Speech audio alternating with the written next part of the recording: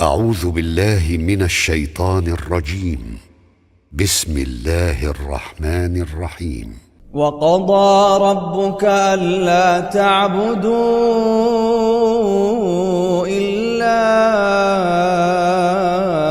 إياه وبالوالدين إحسانا إما يبلغن عندك الكبر أحدهما أو كلاهما فلا تقل لهما أف ولا تنهرهما وقل لهما قولا كريما واخفض لهما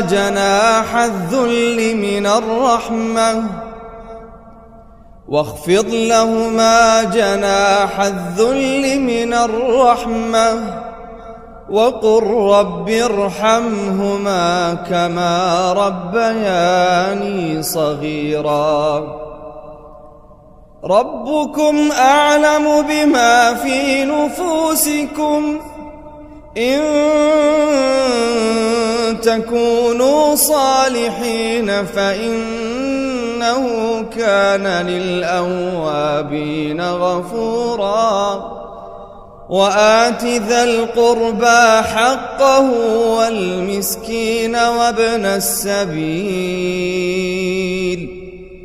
ولا تبذر تبذيرا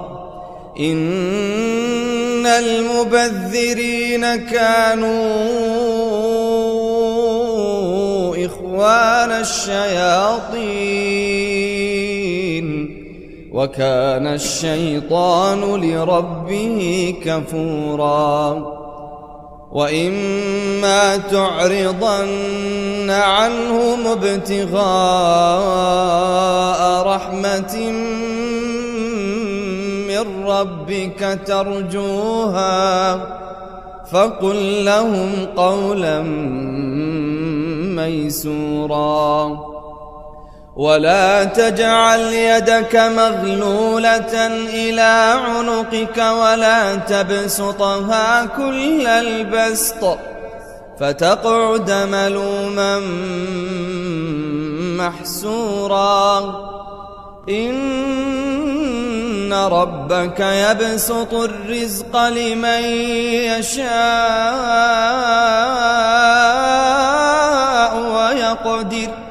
إنه كان بعباده خبيرا